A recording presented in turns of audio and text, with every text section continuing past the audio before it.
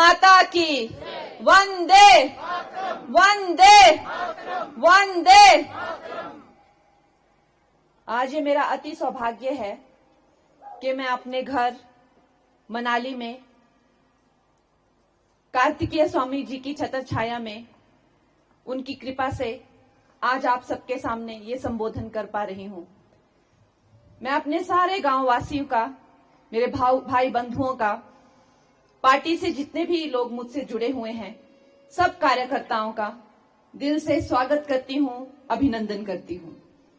मैं स्वागत करती हूं श्री गोविंद सिंह ठाकुर जी, श्री ठाकुर दास जी, श्री दिलेराम जी, श्रीमती धनेश्वरी ठाकुर जी, श्री दुर्गा ठाकुर जी, श्री अखिलेश कपूर जी, श्री जोगिंदर महेश जी, श्रीमती वर्षा ठाकुर जी, श्रीमती सुषमा बीडीसी जी, श्री जनेश ठाकुर जी, श्रीमती हेमा ठाकुर जी, श्री रवि ठाकुर जी, श्री मंगल चंद सोनी जी, श्रीमती मनीषा जी, श्रीमती सरोज जी, श्रीमती निर्मला ठाकुर जी, श्री आदित्य विक्रम जी, श्री चंद्र मोहन जी, श्री चमन कपूर जी, श्री सुंदर ठाकुर जी, मेरी बहन जिंदू जी, बाकी सब जिन लोगों का नाम हम ले सके, जिन लोगों का नहीं ले सके, मुकेश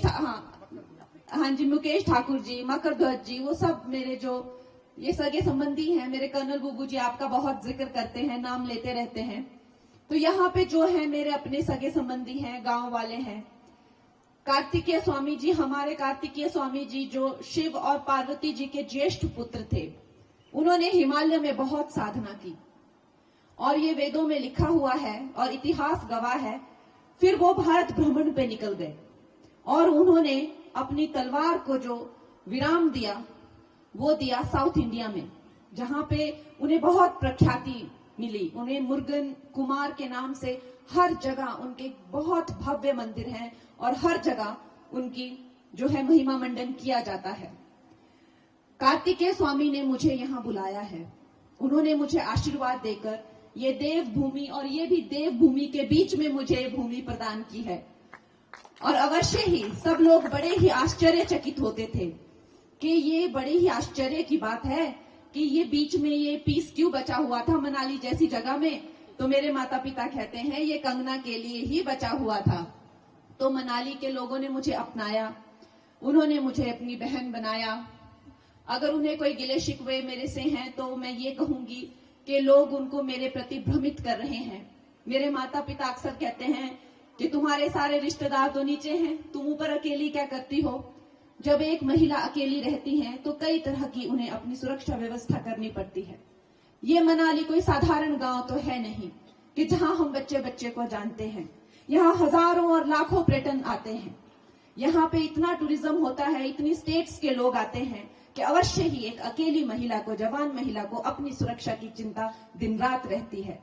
तो इसलिए मेरे भाई बहनों, मेरे गांव के लोगों, ये कभी नहीं सोचना है कि कंगना आज तक हमसे मिली नहीं, कंगना हमसे आज तक बात की नहीं। आपने ये सोचना है कि अगर आपके घर में बेटी हो तो आपको कैसा लगेगा कि दूसरे घर पे पहुंच जाए और उनके घर पे बैठ जाए। ये संभव नहीं है। ये मेरे प्रति कुछ भी अपनी बातें बिगाड़ने की या कुछ भी मनोवृत्ति बिगाड़ने की अनाप शनाप बातें हैं। आपने इन बातों पर ध्यान नहीं देना है। ऐसा समझना है कि अक्सर बेटियां माता पिता के साथ रहती हैं, दादा दादी होते हैं। अब मैंने चुना रहने के लिए मनाली, मेरे माँ बाप सारे रहते हैं सरका घाट, सब जगह चाचा चाची सब, वहां पे हमारा घर है, क्रशर है। तो मेरा दिल आ गया मनाली पे, तो मैं क्या करूं। पर अब आप लोगों ने मुझे अपनी सेवा का मौका देना है और कोई मुझसे गिला शिकवा नहीं रखना है। और कोई भी गांव वाला अगर दूसरी बार ये प्रश्न आपसे करता है कि आज तक तो वो हमारे घर आई नहीं, आज तक तो वो हमें मिली नहीं, तो आपने यही कहना है कि आपको कैसा लगेगा कि आपकी बेटी अगर किसी के घर बिना बुलाए चली जाए या ऐसे ही वहां पे खड़ी हो जाए, सड़कों पर लोगों से बातें करने लग जाए। तो ये संभवतः ही संभव नहीं है। दोस्तों, आज मुझे जो सौभाग्य प्राप्त हुआ है इस पे भी आपकी ही कृपा है। आज विश्व की सबसे बड़ी पार्टी भारतीय जनता पार्टी और उसके सबसे बड़े नेतृत्व श्री प्राइम मिनिस्टर हमारे जो नरेंद्र मोदी जी हैं, वो सिर्फ एक हमारे भारत में ही एक कोई जानी मानी हस्ती नहीं है। आज उनका पूरा उनका जो कीर्ति है, उनका जो यश है पूरे विश्व में है। और आज उन्होंने जब अपने लिए एक प्रत्याशी चुना तो आपकी मनाली की बेटी कंगना को चुना। तो दोस्तों, उनका जो संकल्प है 400 पार का, उनका जो संकल्प है उससे हमें चूकना नहीं है। यह मंडी का मोती भी हमें उनकी झोली में डालना है। हमने हिमाचल वासियों से जाने अनजाने में बहुत गलती हो गई। देखिए, हमसे अब सारे विश्व में जो है वो मोदी लहर है। वो कांग्रेस के जमाने गए, अब वो पुराने जमाने हैं, वो घिसे पिटे जमाने हैं। उन जमानों से निकलिए। उन जमानों में कोई वापस नहीं जा रहा है। हम उसकी तो हमने सोचनी भी नहीं है कोई बात। वो करप्शन के जमाने, वो कटु नीतियों के जमाने, वो नेताओं के स्कैम के जमाने, वो झूठ फरेब के जमाने, उन जमानों के झांसों में मत आइए। वो दुनिया उनको कब का छोड़ चुकी है। और आज देखिए, भारत जो है 11वीं और 13वीं पता नहीं कौन सी लड़खड़ाती अर्थव्यवस्था थी, कहां 30, अभी हम 5वें और तीसरे और पहले नंबर की बात कर रहे हैं।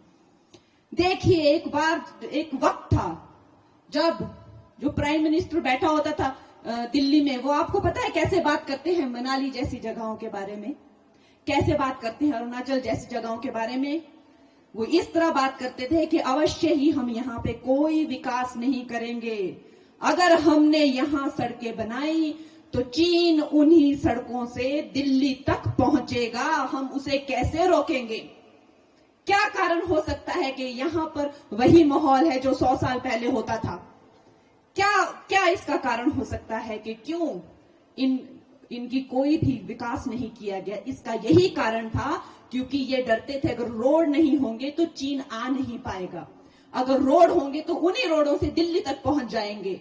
ये हमारे खिलाफ बहुत बड़ी साजिश हुई है कांग्रेस की, और उसी कांग्रेस की आज यहां सरकार है। और हमारा भारत तो भुगत ही रहा है जहां भी, क्योंकि हिमाचल भी तो अभिन्न अंग है भारत का। जब हिमाचल के लोगों को कष्ट होता है तो समस्त भारत को दर्द होता है, और उस कष्ट को हिमाचल भोग रहा है। 18 महीनों में कितने इन्होंने घोटाले कर दिए, जितना कि हमारे जयराम जी और ये सब आपको बताएंगे जो एक्स सीएम हैं, कितने हजारों करोड़ जो 5 सालों में उन्होंने कुछ महीनों में ही वो लोग खा गए, खा के डकारे भी नहीं उन लोगों ने। इतनी आपत्ति यहाँ पे आई, इतना सब कुछ आया, हमें पैसे नहीं देते, हमारे पास कुछ नहीं है, हमें कुछ नहीं दिया। अरे तुम्हारे पेटों को भरने के लिए कितना भी देंगे क्या कम है। जयराम जी को बार बार आना पड़ता है, इतना 1000 करोड़ दिया इनको, इतना 1000 करोड़ इनको तब दिया, इतने 1000 करोड़ इनको तब दिए, इनको शर्म ही नहीं है। तो दोस्तों, जो गलती हिमाचल से हो गई है वो गलती सुधारनी है। मेंबर ऑफ पार्लियामेंट सेंटर में बैठता है, और सेंटर में जिसकी सरकार होगी उसी के ही जो है वो हम कोई डिमांड कर सकते हैं, कोई मांग कर सकते हैं। और ये समस्त विश्व जानता है कि आएगा तो मोदी ही। तो मोदी जी के प्रत्याशी को आपको जिताना है। और हमारा जो मनाली है, ये मनाली जो है मेरे लिए कोई सिर्फ एक जमीन का टुकड़ा नहीं है, ये मेरे लिए एक भाव है। और मनाली की डेवलपमेंट के लिए मैं अपना जी जान लगा दूंगी। इसमें मुझे बोलने की कोई जरूरत नहीं होनी चाहिए। मैंने अभी रेस्टोरेंट भी यहाँ पे शुरू किया है, मेरा घर यहाँ पे सब मेरा यहीं पर ही है। तो ये इसमें बताने की बात नहीं है, आप खुद समझते हैं कि मनाली के लिए मेरा क्या भाव है। तो दोस्तों, ये लोग बड़ी कूटनीतियां चलाएंगे, ये लोग बड़े ही आपको भ्रमित करेंगे। इनकी बातों में आपने बिल्कुल नहीं आना है, चाहे ये कुछ भी कह दें आपको। अब इन्होंने कहा कि इसने गौ मांस खाया, फिर मैंने कहा कि बताइए आपके पास कुछ तो प्रमाण होगा। तो कहते हैं जी अरे छोड़ो, हमको आपके खाने पीने से क्या लेना देना। बताइए भैया, आप ही तो खाने पीने की बात कर रहे थे। फिर कहते जी ये महिला अशुद्ध है, ये अपवित्र है, इसका चरित्र नहीं है। फिर मैंने इनको कल अपना चरित्र बताया, तो फिर ये लोग कहते अरे यहां वहां की बातें छोड़िए, आप काम की बात कीजिए, आप मुद्दे की बात कीजिए। तो ठीक है, हम मुद्दे की बात करते हैं। तो मुद्दा ये है कि आपने कहा था, कांग्रेस की सरकार ने कहा था, जिसमें विक्रम भाई जो मेरे छोटे भाई हैं, मुझसे तो नाराज ही रहते हैं, इतना प्यारा मैंने उनको नाम दिया राजा बेटा, उससे भी खफा है। इतना प्यारा मैंने उनको बोला राजा बाबू, उससे भी खफा है। हम जो हमारे जो शीर्ष नेतृत्व हैं, अगर कोई हमसे हमारी तुलना करे तो हम तो गदगद हो जाए। वो खुद को प्रधान सेवक कहते हैं, दुनिया उनको प्रधान सेवक कहती है। हमें कोई छोटा सेवक कह दे हम तो गदगद हो जाए। हमने उनको छोटा पप्पू क्या बोल दिया, अरे वो तो मुंह फुला के बैठ गए। उनको उस पे भी गुस्सा आ गया। मुझे कहते हैं मैंने अभद्र भाषा यूज की। अरे भाई, किसी को प्यार से छोटा पप्पू, राजा बाबू, राजा बेटा, ये तो बड़े ही प्यारे शब्द होते हैं, हम छोटे छोटे बच्चों के लिए यूज करते हैं। छोटा भैया है वो, उसको मैंने प्यार से बोल दिया, बड़ा नाराज हो गया। लेकिन वो भी मंत्री है इस सरकार में, तो वो भी इन बातों का जवाब दे कि आपने कहा था कि आप पेंशन स्कीम जो है वो शुरू करेंगी। की आपने स्कीम, पेंशन स्कीम शुरू की आपने? काम की बात कीजिए। आपने कहा था मोबाइल हॉस्पिटल बनाएंगे, मतलब वैनें होंगी जिनमें हॉस्पिटल होंगे, वो घर घर जाकर, गली गली जाकर मुफ्त इलाज करेंगे। देखी ऐसी वैन किसी ने? देखी क्या मंडी में ऐसी वैन किसी ने नहीं देखी। आपने कहा था 5 से 6 लाख नौकरियां देंगे, मिली क्या किसी को नौकरी? आपने कहा था महिलाओं को, बेटियों को 1500 हर महीने देंगे, मिला क्या किसी को 1500? आपने कहा था जो बागवान फल उगाते हैं वो अपना मूल्य खुद तय करेंगे, हुआ क्या ऐसा? आपने कहा था खाद आप जो है 2 रुपए में ले, हुआ क्या ऐसा? अरे विक्रम भैया, आपसे काम की बात करें तो आप उल्टी बात करते हैं, और जब आपसे उल्टी बात करें तो आप कहते हैं हमें सीधी बात करनी है। तो आपसे बात कौन सी करे? काम की बात अगर इस देश में कोई करता है, काम कराने की बात अगर इस देश में कोई करता है, करके दिखाता है और डंके की चोट पर गारंटी बोल के शुरू करता है और गारंटी से डिलीवर करता है, तो वो एक ही है और वो है नरेंद्र मोदी। नरेंद्र मोदी की गारंटी अभी इस पूरे देश में चल रही है, पूरे देश में लहर है। दोस्तों, उस लहर से हमें जुड़ जाना है, किसी भी तरह अब हमें चूकना नहीं है। देखिए इनके कुकर्म कैसे हैं, 18 महीने में ही लड़ मर के इन लोगों ने क्या सत्यानाश कर दिया। अभी इलेक्शन पे इलेक्शन होंगे तो सरकार चलाएंगे क्या? काम क्या करेंगे ये लोग? इन बातों पे विचार करने योग्य बातें हैं ये। आप इन बातों पर विचार कीजिए और आपने एक बात इन सबको बोल देनी है कि हमारी जो मंडी की बेटी है और हमारी जो कांग्रेस की जो है वो महिला विरोधी सोच है, आपने सबने उनको मुंह तोड़ जवाब देने हैं कि मंडी की बेटियों के बारे में और मंडी की महिलाओं के बारे में इन्होंने फिर से अगर ऐसी अभद्र टिप्पणी की कांग्रेसियों ने कि इनके क्या भाव हैं, इनके चरित्र नहीं है ये, तो आपने बोलना है कि हमारी बेटियों के बारे में आप कतई ऐसा मत बोलिए, आपको यहां से जमानत जब्त हो जाएगी अगर आप ऐसी अभद्र बातें करेंगे। बाकी आपसे तो मेरी बातें होती रहेगी।